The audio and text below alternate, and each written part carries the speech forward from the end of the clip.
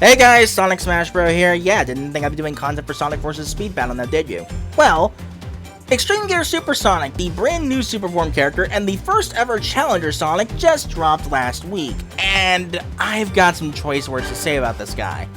Mostly bad, but there are some good things to be had here. So, I want to go over everything you guys need to know.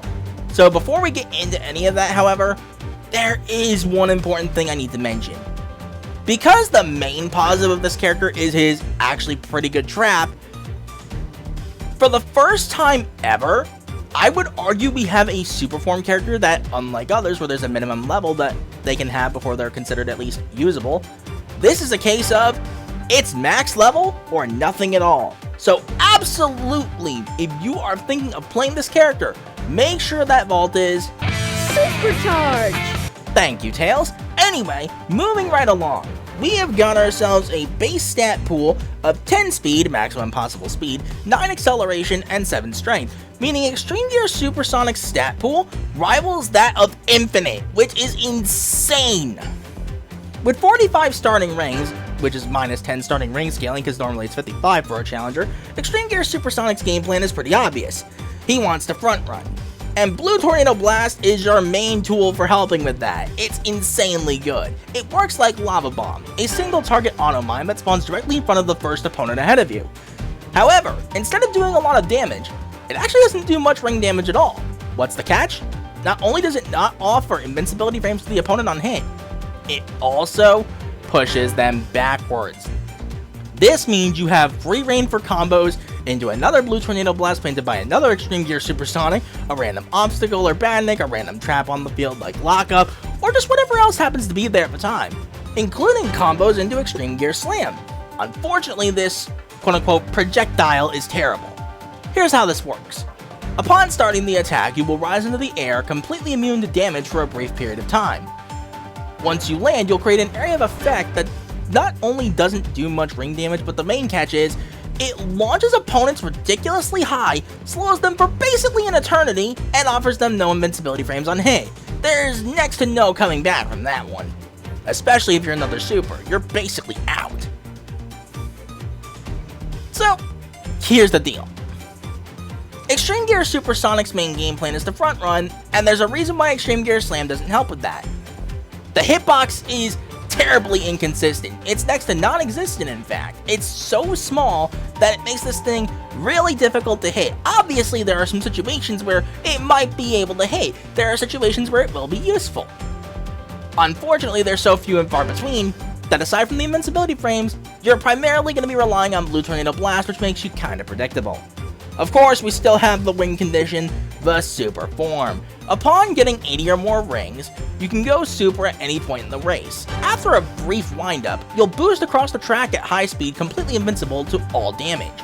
Unless you use Extreme Gear Slam during this right now because of a bug. If you use Extreme Gear Slam while in Super Form, because the invincibility frame times override each other, at least I'm pretty sure that's how that works, you'll lose the Super Form invincibility and thus be susceptible to damage and losing your boost. That absolutely sucks when that happens, trust me.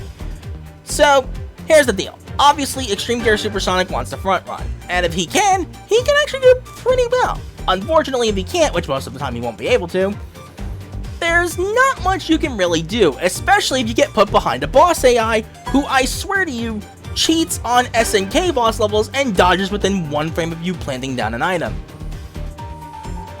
And yet it can't handle simple badniks, weirdly enough. Anyway, let's get into some races. I don't necessarily care if I lose here, because I want to show both the good and the bad. Oh boy! Thankfully, this Blossom Amy is not level 12. Unfortunately, everything else is a problem.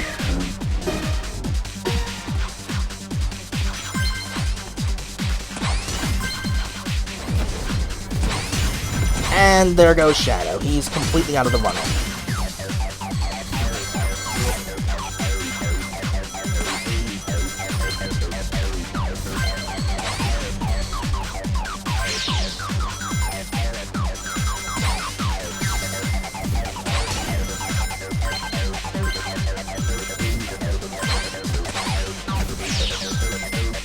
One nasty placement there. Whoa!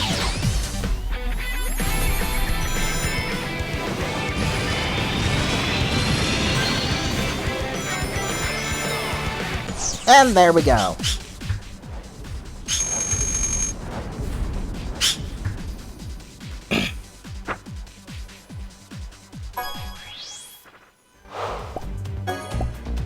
So yeah, rare instance of Extreme Gear Slam actually being useful for something, although admittedly, it's because I panicked expecting them to get Chaos Blast because they always do.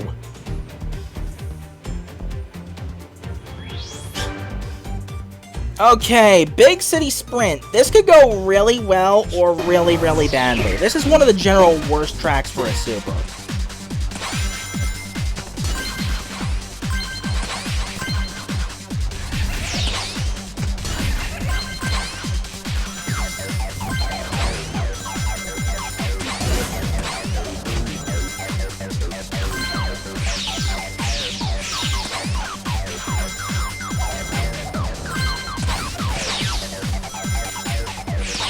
I say and then I absolutely tear it up. If you know my super came out, but whatever.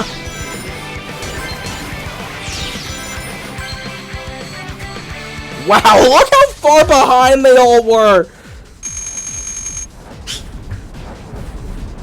It's no use! He says, not playing Super Solar. And Mephiles Rage Quit. Love to see it. And there we go. So, there's at least a quick little demonstration of the positives of Extreme Gear Supersonic. I didn't really get to show the negatives there. Because I made that look really good, but trust me, if you're against competent players at like a super top level, that's where you'll notice Extreme Gear Supersonic's issues, especially so. If you're running against like a Sheriff Sonic, Infinite, because you know Infinite will always be a problem because Phantom Ruby is such an unhealthy mechanic. There's a lot of stuff that can just put you behind everybody at a moment's notice, and if that happens, there's nothing you can do. Because of the fact that basically you can rapid fire dodge to negate auto mines, if you know that the Blue Tornado Blast is in play potentially, even potentially, not that it's coming right now at the moment, you can basically negate that entirely by rapid dodging, having good knowledge of the track, and at that point there's just nothing Extreme Gear Supersonic can do to actually slow you down. That's the thing. Because Extreme Gear Slam doesn't have any forms of a real projectile, I really wish it was Extreme Gear Tornado, so it was like the Sonic Riders Tornado, not an actual trap this time, more like a reworked Whirlwind. You really don't have much you can do. Additionally, one of the hardest pieces of tech in the game in Double Super becomes impossible on some tracks for Extreme Gear Supersonic and also Super Shadow Movie Super Shadow, most notably on Central Park. Movie Supersonic, Burning Blaze, and Super Silver are the best characters for Double Super because they have a terrain-piercing projectile, which means you can very easily hit multiple badniks with no real trouble whatsoever. Especially Super Silver because he can get so many rings off of it because, you know, Whirlwind and his Tornado Trap both steal rings. But with that said, the main thing with Extreme Gear Supersonic is that, obviously, as you saw, if he can front run, he's insanely good at it. It's if he can't. It becomes an absolute problem. There is nothing he can do more often than not. He becomes basically helpless. Then again, most supers are like that, unless you're Movie Super Shadow.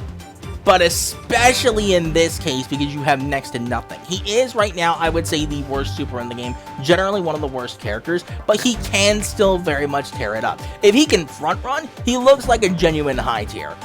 The problem is, actually getting to front run in the first place is not always possible. In fact, it's practically impossible. Now, granted, Extreme Gear Slam, because of the invincibility, can help you escape some really dangerous situations. I'm going to show a clip on screen right now, because this is insanely useful in situations like this, but it's not always worth counting on. With that said, I can't really give Extreme Gear Supersonic any higher than a 3 or a 4 out of 10. Like,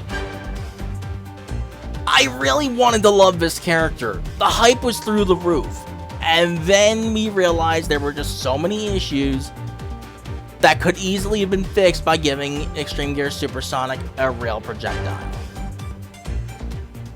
But what can you do? He'll probably get buffed in the future. I would say if you're looking to invest in this character, get the cards for Max if you want, but do not waste your rings until he gets his buff. Extreme Gear Slam is probably going to be the target of the buff, and that's what is really going to help him. So, if a buff happens, I will look at him one more time to see what the buff does for him, if it actually, matters, but most likely considering the super hate that's in this community. Oh yeah, that's another negative I have to mention. Regardless of whether he's bad or not, Extreme Gear Supersonic is still a super form character. So you have to expect to get solo targeted all the time for simply being a super form, because this community despises super forms with a passion. So, yeah, you gotta be ready to expect that, which means trying to front run this, how do I put this? It's so much harder than it needs to be, both because of that and because your kit doesn't exactly complement each other. It doesn't function together aside from one niche combo that never normally happens.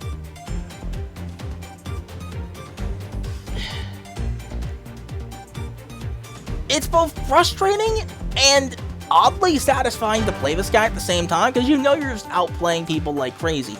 I love me some Sonic Riders. I was a Super Sonic main in OG Riders, so of course I was going to pick him up here. Unfortunately, I'd strongly advise you stick with Movie Supersonic if you're going to play a Super Sonic in the first place, because despite the worst stats, he has the perfect kit for a super. Whirlwind is insanely good, and Zap Trap is a multi-target auto mine, which is really nice, and it's nasty as all hell on rails. So with that in mind, Movie Supersonic, I'd say, is just the best Supersonic. I mean, granted, Movie Super Shadow, I can't max this guy right now, but I'm really close, is the best super in the game. There's no question about it. The only really worthwhile super right now in this metagame. I mean, granted, once the top 5 to 6 get nerfed, including Movie Super Shadow, a lot of supers will become relevant again. And I don't know if it'll mean Extreme Gear Supersonic is relevant, but he'll at least fare a lot better. He does have some really good matchups into slipstreams, notably Extreme Gear Sonic, Extreme Gear Shadow, and Werehog, because he can punish them for slipstreaming with Blue Tornado Blast, push them back, and basically negate all the distance they just got. The problem is just every other mini booster can just keep moving lanes and not caring, especially the likes of Blossom Amy. Tangle is a problem with that. Tangle's always been a problem with that, but been powered up by better mini boosts. Sheriff Sonic, you already know how much I hate that guy. Wasted a sick design on a broken character with nothing original about him. Anyway. Oh, man. So, Extreme Gear Supersonic, I still personally, to some extent, have fun with him, but I, again, would not recommend investing in him right now. Wait for buffs to Extreme Gear Slam in particular, and then invest in the guy. We'll see what happens in the future. But with that said, that's all I can really say. What are even my missions for this? Oh, a boss battle mission? I don't even need anymore. Oh, man. Anyway, until the next video, whatever it might be. Later, guys.